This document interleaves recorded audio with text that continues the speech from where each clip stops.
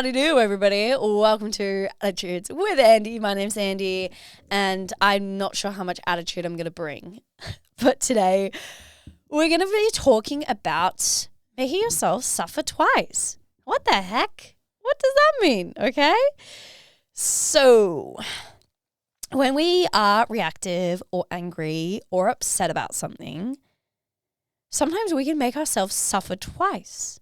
And how we make ourselves suffer twice is if we talk about the situation again and again to somebody. It's okay to vent and to talk about it. I think that's really healthy. But if you're going around and you're explaining the situation again and again and again, your brain doesn't know the difference between thinking about something and it actually being real, because in your brain you're reliving it and you're feeling the same emotions, right? That's why sometimes if you're peeved off and you're annoyed at somebody and then you go and speak to somebody and you have a rant about that person, you're bringing up all those emotions again in your body, which is making yourself suffer twice.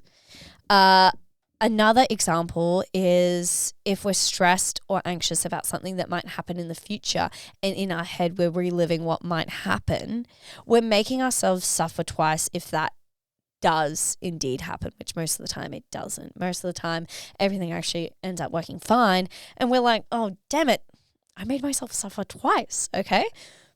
So how do we make ourselves not suffer?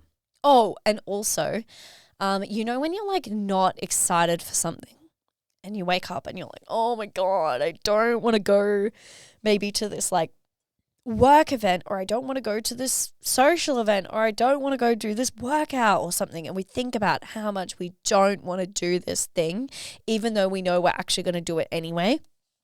Like, we're making ourselves suffer twice.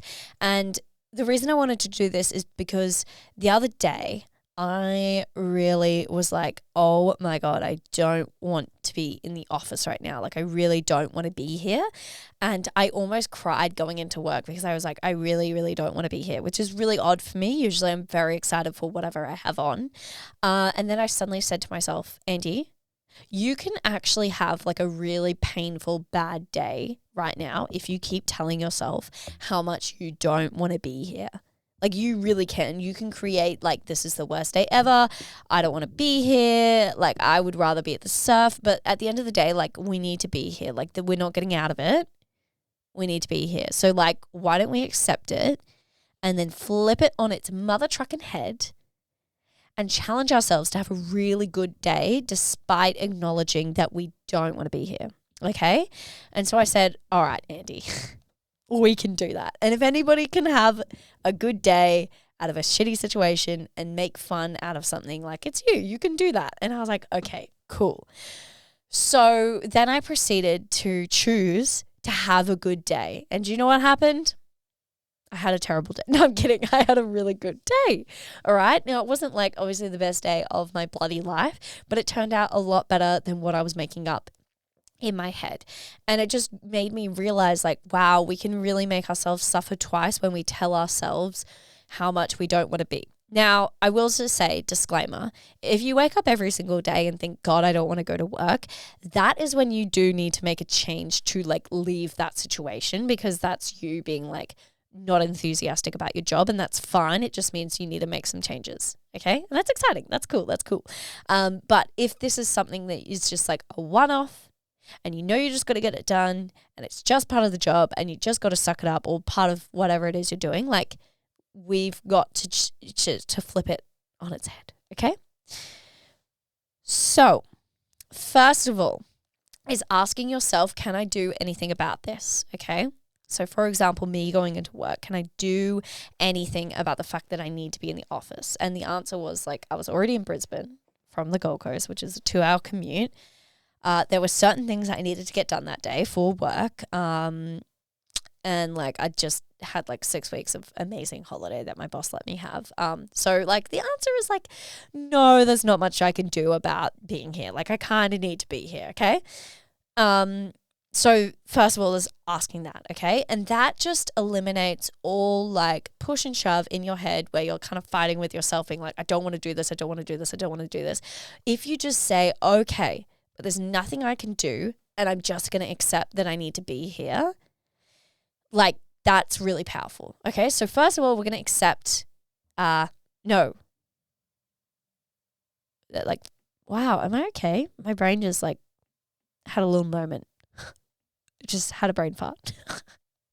It just decided to just switch off, but we're back on. Okay. Yeah, our brain is going to be a lot more accepting and be like, cool, we're accepting, we need to be here. Now, if the answer is no, actually, I don't need to be here, like say if you're like really just like, oh my God, I don't want to go to this event. I really, really don't. And you can tap out without it being rude. We're not being rude. And without anyone getting offended, then yeah, just do that and then take action. But we're going to assume that we can't. Okay. The next is saying, okay, how can I make this the most enjoyable time, even if I don't want to be here, okay? So maybe for me, I'm like, okay, I'm going to put on some music that I really like. I'm going to write out my to-do list so I'm clear on what I need to get done. I'm going to get myself a coffee at like 10 as a nice little break. I'm going to sit in the sun when I eat lunch, and I'm going to call maybe like my favorite person at the end of the day, whether it's like a sibling or someone you're seeing or a friend, whoever, like have something to look forward to at the end of whatever it is you need to do. Oh, and I also told myself I was going to go to a Pilates class afterwards, right? So I had things to look forward to afterwards and during the day, which is like really important.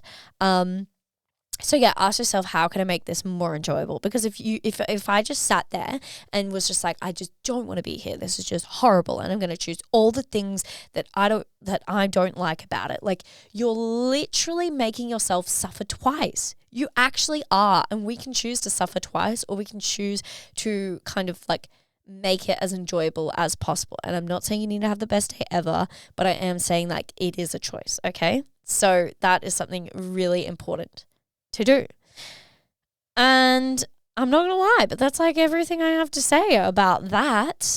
Pretty much is, don't make yourself suffer twice. If you can do something about it, do something about it. And if you can't, accept it and then choose to make it as enjoyable as possible.